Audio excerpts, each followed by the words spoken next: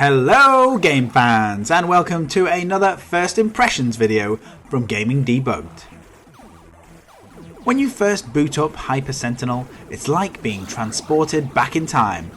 From the lo-fi visuals to the pounding chiptunes, you can tell that this is no Geometry Wars.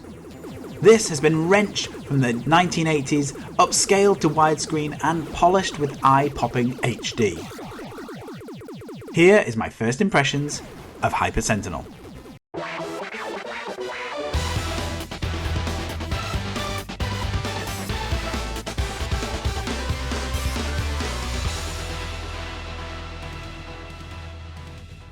Ever since the father and son duo of Andrew and Rob Hewson announced Hyper Sentinel, I've been watching the development with a lot of interest.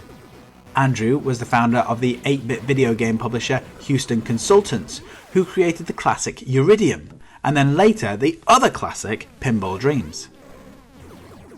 As you can see, Hyper Sentinel is just like a ramped up 4K 60 frames per second version of the classic arcade shoot 'em up Uridium. The visuals use the same simplistic block style, but this version of the game uses the full spectrum of colours thanks to it not being on a spectrum.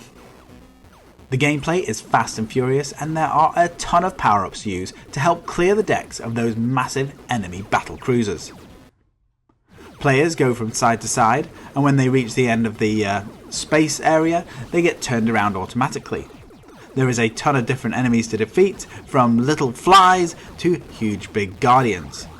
The thumping retro chiptunes are my favourite thing about the game, and I would thoroughly recommend playing this with headphones on to really immerse yourself in this gaming history lesson. I have to say I was hesitant at first, thinking that this was even too retro for me, but after I'd played it for a couple of hours, it didn't matter that the main protagonist was built from about 20 voxels, it was still loads of fun. With a classic array of weaponry, generous health bars and eye-bleeding explosions, it doesn't take long to look past the retro aesthetic and simply enjoy this nostalgic romp. If this first impressions video has been useful, then please give it a like, thumbs up, subscribe to the channel, and I'll be back with another video very soon.